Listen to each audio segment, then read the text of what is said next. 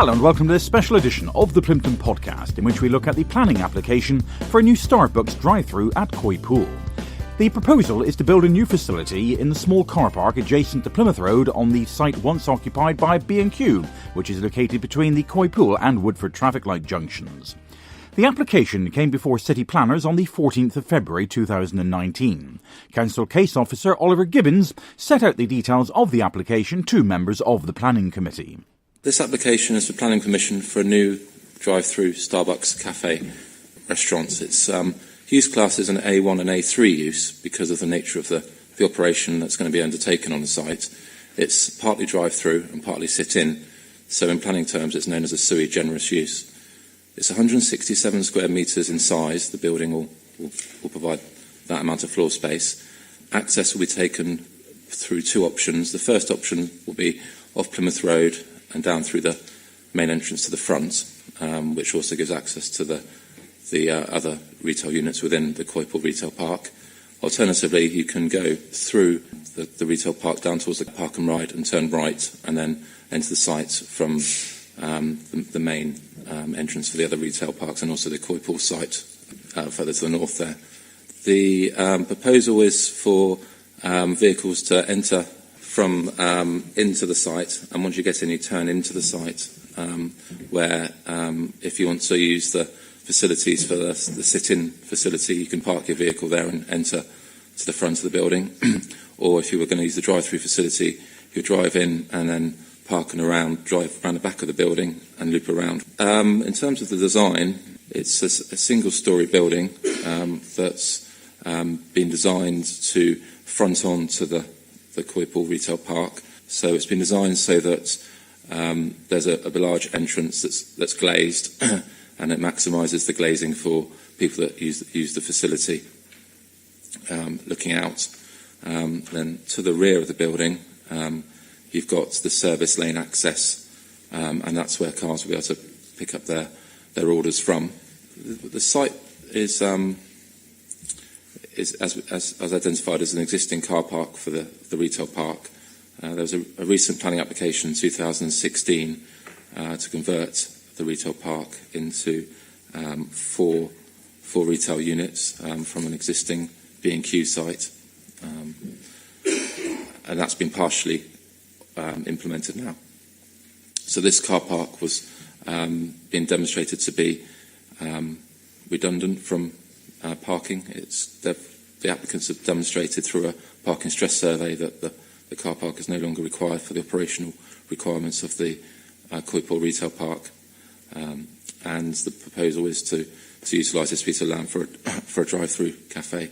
Highways officers have reviewed the layout of the proposed development. They've looked very carefully at the stacking arrangements, which is the length of queue that can accumulate, and that's been a key factor in trying to determine the layout of the proposal, given the site's nature of the use. So consideration's been given to the layout and stacking arrangements, and that's why it's been designed in to allow for stacking for 14 cars within the building development.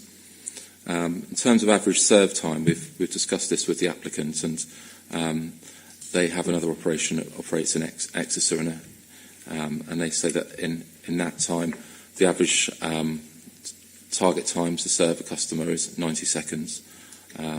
If there are larger orders and they need a delay of any description, they have a waiting system so they can wait within the curtilage or the car park of that development, and around 40 orders can be processed each hour without queues occurring. So the recommendation is for approval and subject to planning conditions. Plympton St Mary Ward Councillor David James was the first to speak against the proposal. He explained what his concerns were. My main objection is the adverse traffic impact this would have on Plymouth Road, which is our main arterial road between Plympton and also Marshmallows roundabout and beyond. The increased traffic that is most likely to occur will result in queuing on a road that is already congested with traffic. We need to keep the Plymouth Road running smoothly and not jam-logged. It is a fact there are times when the whole area becomes jam-logged due to the sheer volume of traffic and the queuing of vehicles on the inside lane to Plympton from Marshmills roundabout. Local knowledge, Chair, is so important, not desktop analysis. Members of this committee, we have to protect our residents and our communities. We know that highway officers have said that there will be no queuing at Sainsbury's and McDonald's in Plympton or Morrison's at Plymstock. But there is, Chair, so they don't always get it right, strange as that may seem. From Marshmills roundabout to the traffic lights at the Woodford turning, which is only a short distance, there are 4 left-hand turnings. It is a fact that motor vehicles come to a complete standstill due to vehicles waiting to turn left at the junction. None more so than the slip road leading to the park and ride area of Coypool, where you've got Princess Yachts and many of the major stores there. Members of the committee, if you decide to vote in favour of this application, then you are voting for further congestion chaos in my area. Congestion of vehicles on our highways must be avoided at all times. Stopping and starting of vehicles, acceleration and deceleration of vehicles causes carbon emissions, which pollute the very air that we breathe. So please consider carefully on your vote today. As Ward Councillor, I'm also concerned that the facility is much closer to Woodford residential area and those in the facility, and the disturbance this may cause, especially with extended opening hours. Marshmills already has 2 Costa cafes, a McDonald's and a KFC, and a drive-through where coffee can be purchased. Why do we need more? Enough is enough, in my view. Thank you, Chair. Next to speak against the application was the chairman of the Plympton St Mary Neighbourhood Forum, Rose Hamley. The main objection is the potential increase in traffic. Although there is a separate access off the B3416, the only egress is via Coypool Road. This road is already overloaded with traffic using facilities already established in the area. Any additional traffic will impact on the B3416 and result in further build-up of traffic on this very busy main road. The traffic waiting to go into the small retail park off Coypool Road will also carry those wishing to enter the proposed Starbucks drive-through, even if they want to use the alternative entrance. They will need to use this access by using the near side lane off Marshmills roundabout. There is surely not enough length of carriageway to allow changing of lanes close to the alternative entrance. Increase in traffic will impact on the strategic housing site which is to be developed at Coypool. And we are also concerned that this facility is much closer to the Woodford residential area than those in the other vicinity and the disturbance that this may cause residents. There is a high density of this type of facility in the immediate vicinity, and the Forum are concerned what impact another such facility will have on those already established in Ridgeway. The area around Coypool and Longridge is already blighted by the amount of rubbish associated with other drive-through facilities in the area, and another one will impact on this. The Forum, having been involved with much public consultation, are only too aware of the thoughts of Plympton residents and businesses on the time it takes to travel along the B3416. Anything that will impact on this will cause further anxiety for both residents and businesses alike. Thank you, Mr. Chairman. Having studied the proposals and heard the representations of the 2 objectors, committee member Councillor Patrick Nicholson had some questions for the council officers who were recommending the application be approved.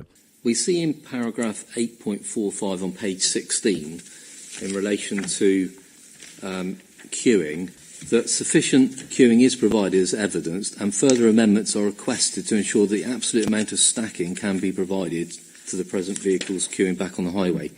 So we have facts in terms of the queuing capacity for the lane in the curtilage of the site, so we know of 14 cars. We don't know the number of vehicles that could stack in the access road. First, I'd like to know if has that been provided, and if it hasn't, when will it be provided, and how is it going to be dealt with in consideration of the planning application?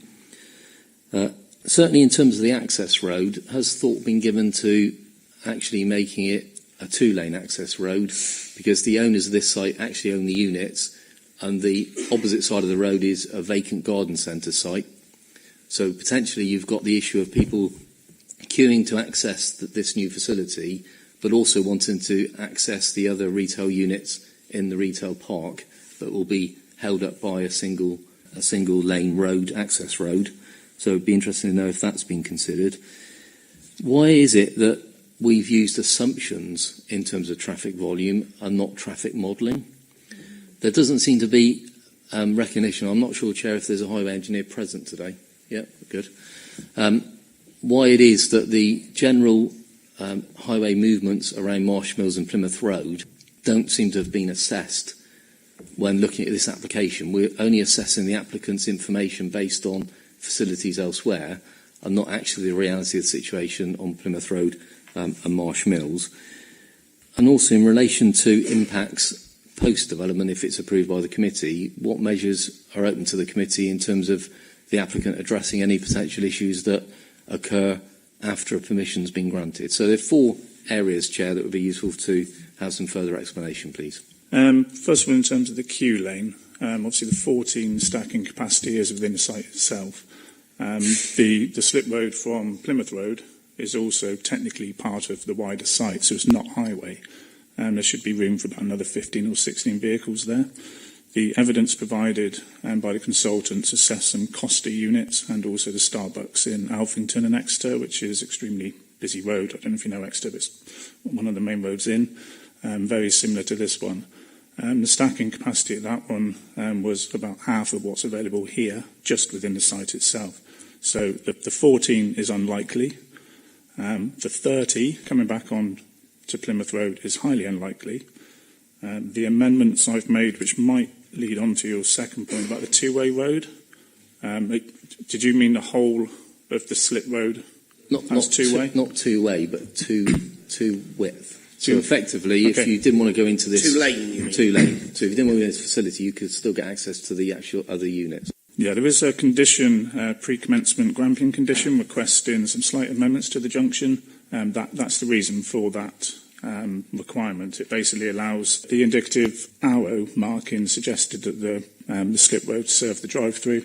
So from the location of the zebra crossing, we're seeking a slight improvement to enable additional stacking, should, in the unlikely event it's required, and that will enable vehicles to bypass any queues at that point to join the retail park. In terms of percentage impacts, it has been based on evidence from other similar facilities in similar locations. We're assuming worst case scenarios, whereas in fact evidence would suggest that some of the units, the retail units, are likely to have linked trips, so people will already be in the retail park anyway. The stack-in, worst case again, assumes that everyone attends this drive-through and comes through off Plymouth Road, whereas in reality, again, some will choose to come to Coypool Retail Park, others will walk, some will be able to actually not use the drive-through. They might want to go into the facility and sit down, so there's parking provided for that. So it is evidence-based. The worst-case level of traffic is 30 to 40 vehicles an hour. Assuming the link trips and the pass-by trips that are already on the network, that does take that down. This isn't considered to be a destination in its own right, so it's not necessarily going to attract that many new trips, and therefore traffic modelling, the percentage impacts of such a proposal are likely to be low and probably sit within daily fluctuations of traffic anyway. So full modelling assessment for a development of this scale wasn't considered necessary this time. I think that's a key point about this being, whatever phrase we use, a destination in its own right. Would it be correct to say that the number of people who would make the journey to this, who otherwise wouldn't turn off Marsh Mills roundabout along Plymouth Road, would be absolutely minimal? I think that's a fair assumption. Yeah, I'd agree with that. Yeah. Can I just come back on that? Because I'm not sure if my eyes are actually seeing what I see when I drive past the Costa facility by Homebase, but the Costa facility at Homebase seems to be a destination from what I view when I drive back to Plympton from the city centre, because often there's a huge queue. Sorry, where are we? I'm struggling to know where you are. Before we get to Marsh Mills, the retail units by Vosper's has a Costa next to the A38 on the slip road. So you can see as you drive along the slip road off the A38, people that are frequenting the Costa drive-through facility. And to say it's not in itself a destination, I think it's hard to believe when you actually drive through it and there's people in a long queue waiting to go to that drive-through. And equally, that impacts on the access to the wider retail park in the Moorview ward, which is an issue. Now, how does it impact? So I'm struggling. How does it impact on the wider retail park at Marsh Mills? Well, because it prevents people gaining access to the other units, because it backs up. It backs up on the access road, so it prevents. I've never seen that. I go to Halfords quite a bit. I go to PC World. I've been to the. As you come into that retail park, if you were to actually follow the road to the Costa and go the back of the car park, often you can't do that because there's parked vehicles. So you're ending up turning right, either in the first parking bay that would take you up next to the unit, or the second one. You must go at very different times to me. I've never had a trouble getting onto the lane furthest away from the roundabout, which isn't. The point I'm trying to make, Jeff, wouldn't it be a good idea? Wouldn't it be a good idea, Patrick, if we had professionals to advise us on this, as opposed to your anecdote versus my anecdote? Well, I think a fair point that we are elected representatives representing the community, and therefore we give a community view. The fact is that Mr Oakes hasn't actually said about cumulative impact of developments, and what we've been seeing around the Marsh Mills area is a cumulative impact on the highway. So we've seen a retail park developed at Marsh Mills, no material change to the public highway, no change to the traffic light sequencing, no improvements to the traffic lights. We've seen extra development around the home base retail centre, all having impacts on the highway. The issue here is the potential impact on the highway. And what we're seeing is actually assumptions being made rather than actually the reality along Plymouth Road. So could we just have the professional give us a view as to why there's not a view on the cumulative impact of development that's been taking place on the public highway? There are no changes proposed to the current public highway arrangements, but yet we're attracting more traffic. And there's not actually been an assessment in terms of the joint local plan of the strategic housing side of Coypool and the impact of bringing forward that development in the current highway that we have in Plymouth Road. So those 2 points from a technical and professional point of view merit a response, please. I thought the previous answer was that this was unlikely to generate any new traffic, but I'm happy to let the officer respond.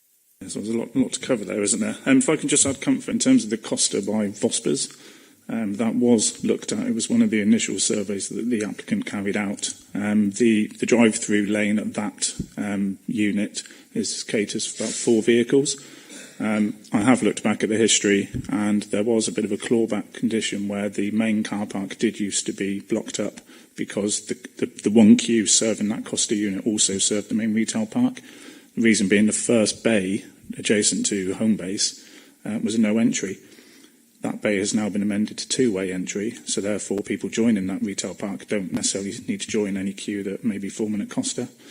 All the evidence suggests from that Costa, from other Costas and from the Starbucks, that 14-vehicle queue should not ever be met. If there is a problem within the unit that results in a 14-vehicle queue, then there's obviously something wrong with the actual facility. So I expect they'll probably turn customers away, or they can actually manage and move those customers on. In terms of the cumulative effect, developments have been subject to transport assessments. They do take account of future growth, committed developments. Like I said earlier, this one doesn't warrant the need for its own individual assessment. I am aware of the Coypool Park, the JLP allocation, and that is something that will be fully assessed along the whole corridor, and it will need to take into account committed developments, permitted developments. So it will be catered for on some of the larger scale developments. But the retail park at the old Legacy Hotel site, that was one where the latest application, the 73 application, actually reduced some of the traffic impacts compared to the original consented scheme. And in this instance, the car park survey is operating less than 50% capacity. That's based on the current units that are there. So arguably, if it were if the retail park wasn't currently occupied by who it is, then that car park. I'm sorry. Can we listen? Can we give the courtesy, and it's to Councillor Loveridge as well? If someone asks a question, can we not engage them in conversation? Can we let them listen to the answer that they requested, please? Okay, so yeah, the car park, the 3 units that are there currently, with the permission for the 4th unit, which is obviously subject to a new application anyway, the actual car park isn't generating the traffic that it could accommodate for. So from a highway point of view, we don't consider this to be a destination that's going to generate significant traffic its own right. We've assessed it based on worst case scenario for the level of visitors that have been surveyed at very similar units. We haven't taken account of the reductions for link trips, for the pass-by trips already on the network, and putting all that together, we don't consider this to have a severe impact on the operation of the highway network. Councillor Margaret Corvid, who was elected to the council in 2018, drew on some personal experiences when it came to her thinking on the application. Having my own personal experience of having worked at facilities similar to this, they work great and like clockwork when everything is working well, but if there's a technological problem or understaffing, it can go wrong. So this is largely a query that maybe officers of the chair can help with. Would it be possible, is there scope for in management conditions, that if there was, some sort of mistake or catastrophe that causes traffic to stack up and it gets to a certain point, that we could, condition in that a staff member would have to direct further potential customers away until the throughput issue has been resolved. Thanks, Chair. Yes, these are issues that we picked up with the applicants, and we had a discussion with them around operational constraints and restrictions, and we did possibly discuss about some sort of physical barrier to prevent cars going in and out. But they've advised that it's a management level activity. There'll be a site manager on site looking after the staff and the operations of the facilities there, and it'd be their responsibility. But I'm certainly happy to look at conditioning something a little bit more specific, if that would give you some comfort around those, as you say, those exceptional circumstances where traffic backs up and it does become a particular issue. However unlikely, it is a valid point that we don't want to have people queuing along the main Plymouth Road caused by this site. However unlikely, I'm sure that's something we'd all want to avoid. It doesn't seem to be too difficult at many car parks to have a sort of a dynamic sign, however many spaces, and if it's full, don't come in, basically. So I'm not sure that's too much to ask here. So if we can look at something perhaps a little bit stronger than the duty manager coming out with a towel, no, don't come in.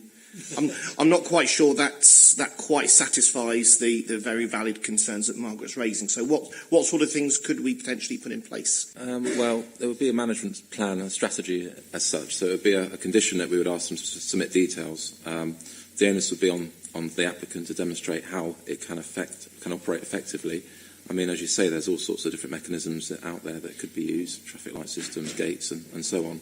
So it'll be up to the detail of that condition really to really sort of lock on to what would be reasonable and justified and make development acceptable in planning terms. But certainly I would prefer something technological. Councillor Nick Kelly introduced some interesting information about the nearby Costa Coffee drive-through at the home base site at the Marsh Mills Retail Park. If it's to be believed, that Costa in Plymouth on the site that is the busiest in the country and has become a destination stop, so much so that Costa have opened up a second one very close by. This is a different brand, which I welcome, and I all for Starbucks, but it's too late when we pass something today to then say, we thought it wouldn't have an impact. And I guess where I'm going with it is, it says, noticeable change to traffic does not require any traffic modelling. But I've been on this planning committee for 4 years, and that whole Marsh Mills area has gone through massive transformation over that period of time and will continue to go through considerable change. Yet, as a practical driver, and if you speak to the people across Plymouth, at certain points, that area is totally gridlocked, whether we like it or not. So when we say it's not going to have any substantial effect, I think any new development, as we've seen, will add to the traffic density. And listening to what you said, Chair, about if the car park's full, don't let people in some ways that might cause even more confusion, because when you're on a main road and you're looking to get in, it's like, well, am I going to get in? Am I not going to get in? And one person will go, and then the next person will think, well, I'll queue behind them, and then somebody else will try and get past that queue that's there to carry on and turn or go to a Costa. So I suppose where I'm coming from with all of this is to protect residents and indeed the business interests. Would it not warrant the applicant submitting a very detailed modelling forecast that we as a committee today can feel very assured that what is happening in this locality, not in Exeter, and I know Alphington Road is extremely busy because I used to drive that road every day of my life, but the dynamics of Marsh Mills is changing and has changed, and I personally can't see that this will not have a detrimental effect on the traffic, which is already a bugbear to many commuters. So my question is, with some of the comments that have come out, I would have thought a company of this ilk, to reinforce an area that is already developing and changing, could have substantially proven the point that we are questioning here today. Any drive-through application always sends a shiver down your spine as a highway officer, because it's always the same sort of issue. So nothing has been said today that has sort of dropped any surprises. Fully expected. And when the application first came in, we did go back to the applicant and say, we need more evidence. I need to be able to take this to committee one way or the other, and fully informed that the level of traffic generated, in my opinion, would not warrant traffic assessment. I fully appreciate that there are other larger developments coming forward. Some of the larger developments have carried out transport assessments, and they have been, obviously through this committee, they've been approved. The Coypool Park JLP allocation will undergo significant traffic assessment and appropriate mitigation as required. More locally, obviously there was the Eastern Corridor Junction improvement works imminent, and obviously we have assessed this as the worst case. It would be unreasonable to go back to the applicant and request a transport assessment, because that would need to take account of the whole corridor from Marsh Mills, possibly up as far as St Mary's Bridge. And, that scale of work, that level of work for a development of this size just isn't warranted. Councillor Kelly also had concerns over the stated fulfilment times for orders at the proposed drive-through. I mean, a lot of us probably use the brands. I certainly use Starbucks. The 90 seconds, in my experience, is probably a little bit wishful. I seem to wait longer than that. But going back to the Costa to try and answer your question, it's all surmising around here at the minute. But what you have in Marsh Mills is a very convenient place where anybody coming from outside Plymouth, the first area they hit is Marsh Mills Roundabout. So many business meetings take place for the very reason, hence why the other brand has become very prominent, because it's the first thing you do. You come off the dual carriageway, you go to the coffee shop, it's free parking, it's I say easy to get in, but you get in, you can get a space, you're not having to pay for your space. You go and grab a couple of coffees, you've got free Wi-Fi, you can have your business meeting, and that's why Costa has been so popular.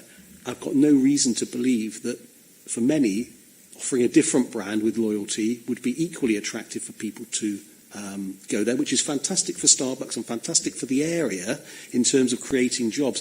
But the bit that I'm struggling with is I come and sit in this committee time after time after time, and we seem to realise that there is traffic congestion problems, but we always hope that just adding a little bit more and a little bit more doesn't have such a huge impact on the traffic. But sadly, if something is already at breaking point, this is only going to exacerbate matters. And to answer your question, I feel there would be a lot of people that would use the Starbucks as a destination because their preference, with loyalty cards or what have you, would be the alternative to the Costa sites that are currently there.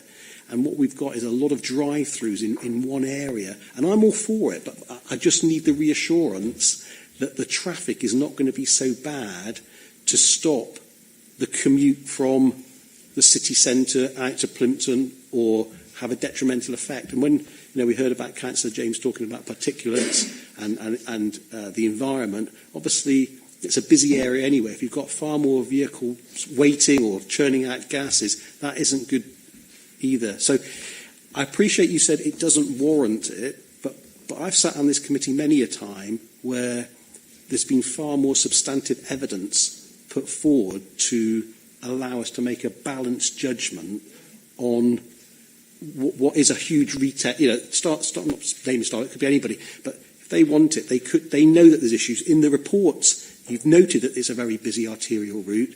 You even went back yourself and sent a shiver through your spine. I would have thought that you would want more robust proof without just taking, well, we don't think it's going to be more than 30 or 40 vehicles, and it's certainly more than 90 seconds generally to fulfil, because they're handcrafted. That's what so each one's made separately. If you had 3 or 4 people in a car, going back to Councillor Corvid's point, you will have people behind the scenes making them and serving them. But if that gets busy and the sit-in part gets busy, you will find that people are waiting a long time. So it's not that I don't want this. I'm just concerned that if we pass it today, the residents and people of Plymouth will say, I don't understand how you can allow more congestion onto an already congested road, and that is my fear. And obviously, I completely understand Councillor Kelly's point about Marshall Mills roundabout, and we're all very aware of the congestion on Marshall Mills roundabout. We all suffer from that. But it's what's reasonable for this application. The Legacy Hotel site, that required a full transport assessment, and there were substantial contributions to improvements to the to Marshall Mills as part of that. Obviously, the Coypool development that's going to come forward, hopefully, in the future, will require a full transport assessment. I think the point that Craig is making is, yes, of course, we know there is congestion, but the impact and what's reasonable to ask the applicant of this development to contribute to that is that actually it's going to have a minimal impact, and so therefore, you can't ask them to undertake major road improvements as a consequence. Just a couple of points. Well, obviously, the point about the time, obviously Oliver has asked them about the time it takes to make a coffee. We're not baristas, so we don't know how long it takes to make a cup of coffee, and obviously we have to be aware. There's an idea for the next planning restructure, I think. And we have to obviously take into account that if members grant this today, you're granting the use, the sui generis use, and not a Starbucks. Obviously, they have signage and everything, so it's assuming it is going to be Starbucks, but it could be taken on by another operator who may be a bit slower at making coffee.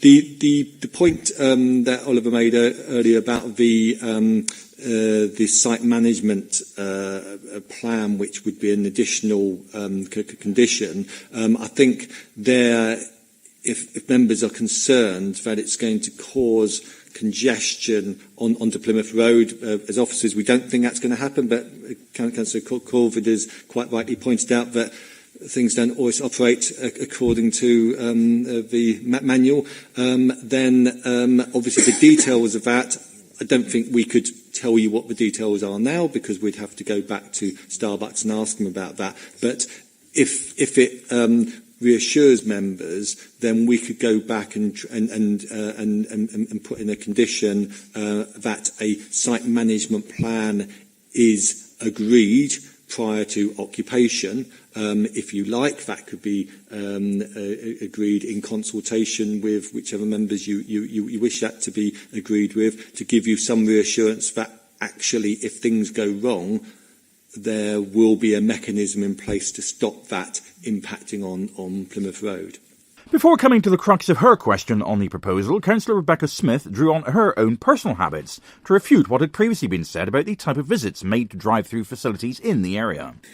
Just for what it's worth, while we're doing anecdotal, which isn't my main point, I do use these as a destination and unfortunately I'm not in a stage where I need a new kitchen or anything, so if I'm going it's because I want a coffee, and I've actually just arranged a meeting this week at one of these retail parks, so I think, if we're going to be anecdotal, I can put on record that is how I use them. That's not what I wanted to speak about though. I'm assuming there's no conditions in the retail park or likely to ever be imposed in the retail park that would hinder customers being able to park there, or indeed sticking a time limit on there being there. So, I'd be a bit uncomfortable if the retail park said you can only park for an hour and a half when I want to have a meeting that could last 2 hours, but there's nowhere else to park. Can you just reassure me on that, please?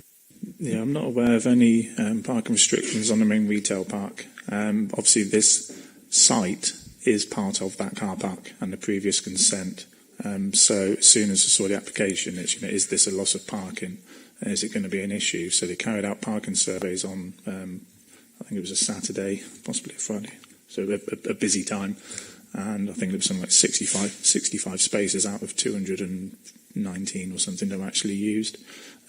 So it's all sort of under the same management regime. Obviously, there is a loss of parking, but this facility is also providing 10 spaces as well.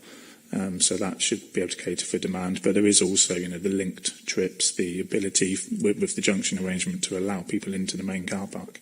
And that might work with the management as well, that a sign saying if you're queuing at this point, please use the main car park and not the drive-through. It doesn't necessarily have to be anything fancy. It could just literally be a sign saying, please go round and walk in. There is sufficient parking. Ample capacity. I think just to clarify, it is worth saying we're talking about somebody who comes in to use the sit-in and the spaces are full and is then parking in that adjacent car park, which isn't a publicly owned space, it's a private car park. I do sometimes sit in Starbucks for 3 hours because I work from home and sometimes I need a change of scene. So if we found that there was a restriction in that other car park, there were no spaces in the Starbucks bit and I've parked my car up there, I don't really want to be moving my car just to fit in a space. So I think it's just being mindful of, we're saying, there's 10 spaces, but if all of those 10 spaces are full when someone happens to come in to stay there for a long meeting, we are relying on that other car park quite heavily. That's just a comment. So the other question I've got, using that additional car park, what pedestrian provision have we got in place for people walking from that other car park into the site? I can obviously see the zebra crossings, but is there any other safety features that I can't see on that plan that are just mindful of the fact that we are using that car park as an overflow? Is it safe for pedestrians to be accessing the site from that additional car park?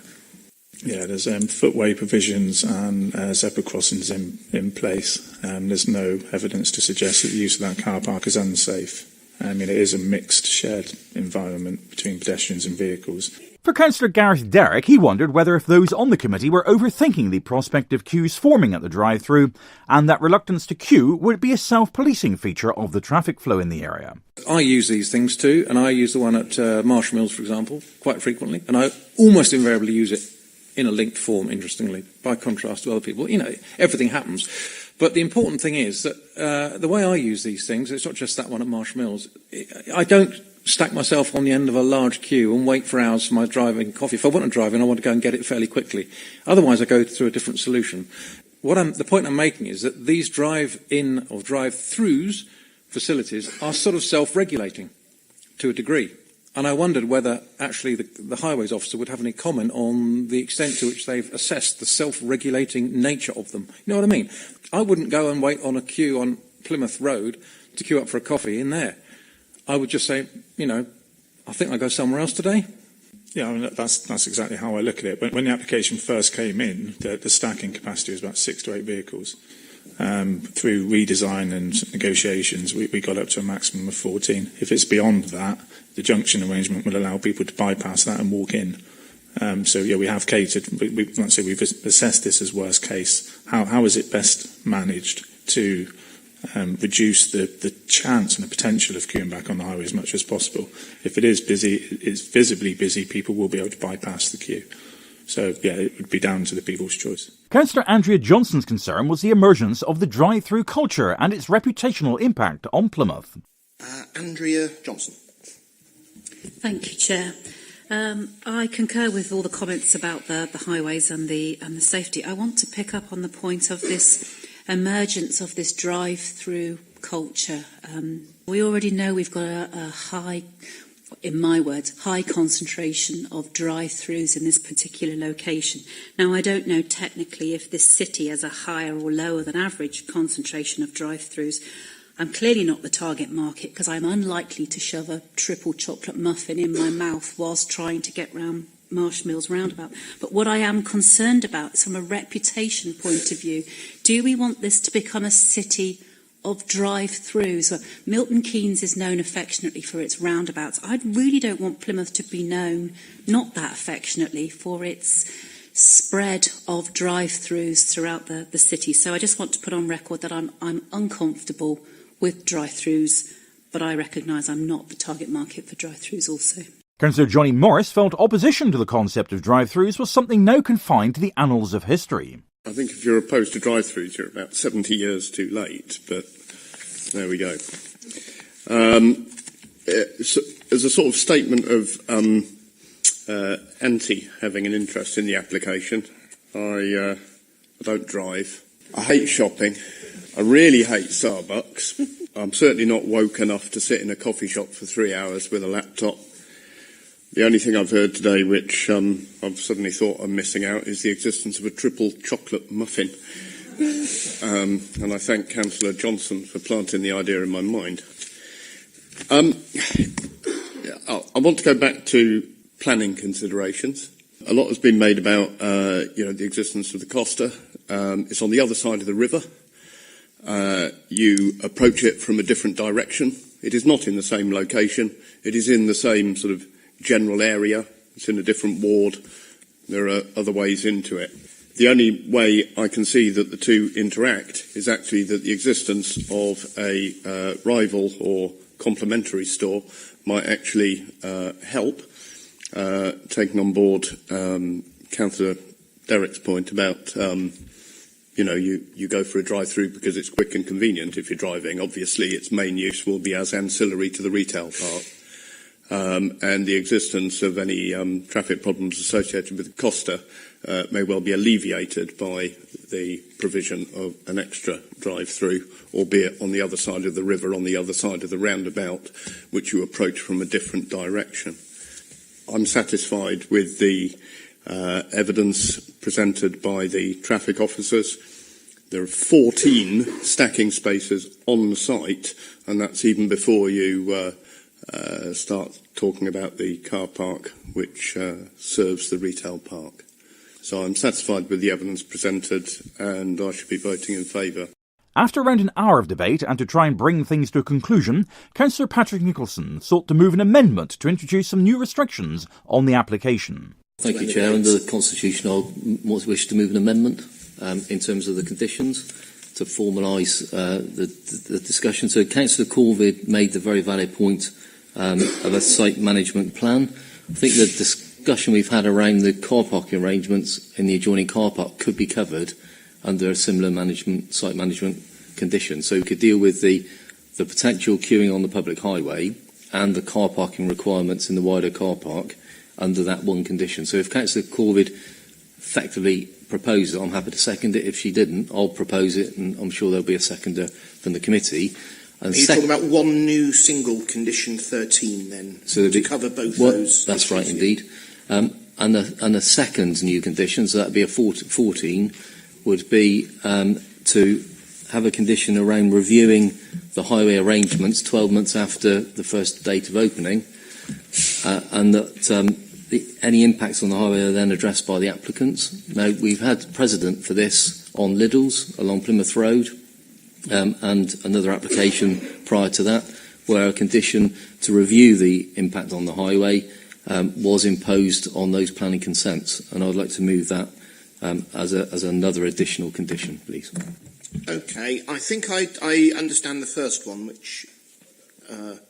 okay, do you want to then, in terms of the first one, just so we're clear what you're asking for... So I'm asking for it... I thought you would have understood this, Chair. No, as an extra condition... Hang on. An extra condition... When I said I get what you're saying, that should have led you to believe that I do understand what you're saying. Because it's not just you and me... Because it's... Hang on, Johnny. I can speak from the chair. It's not just you and me on the committee. What I want to do is to make sure all the committee, whether they agree with you or disagree with you, understand what you're proposing. And I got the impression some people were unsure, so I'm asking you to clarify what you're asking for in your first... So there'll be a new condition, a site management condition, that would address the two issues that were raised in the debate. Firstly, about the potential queuing to the public highway, and a mechanism of moving people on rather than congesting the highway and queuing on the highway. Does everybody understand that point? And secondly, in relation to the part of the debate around the reliance on the use of the extended car park for the retail park and the potential regime that could be applied to that extra car parking space, which could have an impact on the availability of an overflow parking requirement for this site. So it could be wrapped up in the same condition and agree with the applicant. I get the issues. Are you asking for them to submit management plans for both those two topics and for those to be agreed by the planning authority then? So what I'm proposing is there's one management plan covering both topics, and I would propose equally that it be approved in consultation with the Chair, Vice Chair and Shadow Chair of this committee, and I would propose that the second new condition... Let's deal with that one first. We'll come on to your second one, but I just want to make sure we can wrap up the first one. Is everybody clear of the issues Patrick's looking for in that site management plan? Is everybody at least clear, whether they agree with it or not, what we're talking about then? Gareth? I understand it, but I do think it's impractical to a certain extent and unreasonable to try and assess a plan on how individual car drivers are going to act and react, especially when they're outside the red line. Where do we stand? Because sometimes we have blue lines on plans, and I'm never quite sure what that means. But how would we stand in terms of asking information outside of the red line in this case, which clearly would feature part of the new condition? So the blue line, that's the ownership boundary. So obviously, if something's outside the red line but is still in the ownership of the applicant, then obviously it can be dealt with by condition. This obviously, if it's outside of the applicant's ownership, then there would need to be some arrangement made with the owner of the wider car park, which is a private car park rather than a public car park. So what I would suggest we'd be looking for is what arrangements the applicant has with the owner of the wider car park on the use of their customers in the car park. So I think it can be a condition. I think that's reasonable if it forms part of a site management plan. And what we'd be looking for is, for example, clarification that actually if there is no restrictions in the car park, that the owner of the wider site is happy to allow the customers of Starbucks to use the car park, for example. If there is a restriction, then how is that going to be managed? I know if it is very restricted, if they're going to get tickets, for example, which would allow them to park, I don't know, whatever the arrangement would need to be. Okay. Margaret was invited to move by Patrick. Is that, you okay with that? Okay, and you're seconding? Fine. And are we delegating this to the officers in consultation with Chair, Vice and Shadow? I think that would make sense. It's always interesting when issues, particularly on the wider car parking, are thrown up during the debate, which perhaps can't be foreseen. But in terms of making sure that the perhaps more unlikely worries that have been put forward are addressed, however unlikely they may be, I think it can only be a safeguard to put this on. I really don't see the harm in it myself. So with that, I'm going to put the first, because I don't want to put them two together because they might be two different issues. I'll put this as a new condition 13. Did we say yes? New condition 13. So all those in favour? Okay, so that's agreed. And you said you had a second one, Patrick. Thank you. Because of the concern about impacts on the highway, we have previously attached conditions around reviewing the situation 12 months after the operation commences, and I think it would be sensible, given the nature of Plymouth Road, to allow at least a review and try to address concerns a year after the application is developed, if it's approved. The reason for this is a catch-all for the local authority and the community that if there are genuine issues that have not been addressed by Mr Oates' assessment of the highway implications for this site, there is an opportunity to have a discussion and look at how we can address that without it falling back on the council taxpayer completely. Because ultimately, much of the development that occurs in Plymouth, once it's approved, it's the council taxpayer and the capital programme of this authority that has to address those issues. And what I'm suggesting, as we've passed previously, is effectively to have another condition to review in 12 months' time, and for the applicants to assess highway impacts, and if there are issues to be addressed, for those to be addressed with the local highway authority and the local planning authority. Would that be a reasonable condition to consider? Well, we can consider it. Would it be a reasonable one to expect? Yeah, but first point, I suggest you wouldn't want it 12 months after the decision. It's 12 months after the occupation. Yeah, yes. I suppose the issue that comes into my mind is it has to be reasonable.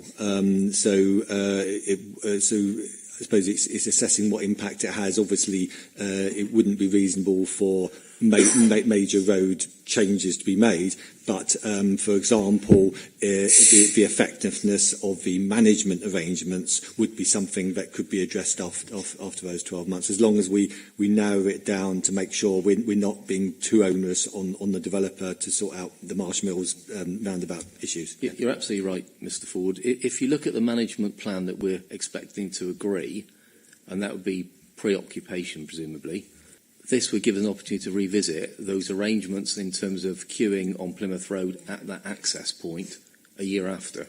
Whereas once we've agreed the management plan, there's probably very little scope for us to amend the management plan in due course. It could be linked to the first condition that you say, and that management plan is reviewed after 12 months. So effectively, it's part of that same condition. As long as we agree the wording on all this, I'm very happy the principle that we support them. So just have that in the first condition. Margaret, as the mover of the first one, has indicated that you're happy, and given that it hasn't been drafted yet, unless I see any violent objection from anybody, I'll take that as part of the vote that we had a while ago. Okay. Thank you for that. We've now come to the end of the debate, which has been quite interesting and in some ways extremely helpful. I always get worried when drive-through ones come as well. I can totally sympathise with what we've heard from our transport officer today. But we also have to keep things in perspective. I'm not sure that we will see many people who wouldn't drive up Plymouth Road actually deciding to, if this were built compared to it not being built. I'm really, really struggling to see how many new journeys into Plympton this would make. I think we've put ample safeguards in practice. The new condition is helpful, and it leads us, I think, to be safer if there was any danger before in terms of supporting the application in front of us. We've heard how some people organise 3-hour meetings at these things, so what I'll do is ask Peter and Democratic support to see whether or not the next committee can perhaps do a tour of the different coffee shops to see whether or not 3-hour meetings just are feasible. New jobs are to be welcomed. Investment from major chains in Plymouth is a positive. It is a sign that Plymouth is open for business, and with the safeguards that I think protect the local traffic management, I'm happy that we're in a position to support this. So if we could move to the vote, please, I'd be grateful. And when the buttons were pressed, those on the committee had voted in accordance with party lines, and the application with amendments was narrowly approved by 7 votes to 6. Okay, that is passed with the extra condition. So thank you very much indeed for that one. So the application for the new Starbucks is approved, and only time will tell what its actual impact on the area will be. And that brings this special edition of the Plympton podcast to an end. Theme music has been provided by audionautics.com. Thanks for listening, and bye for now.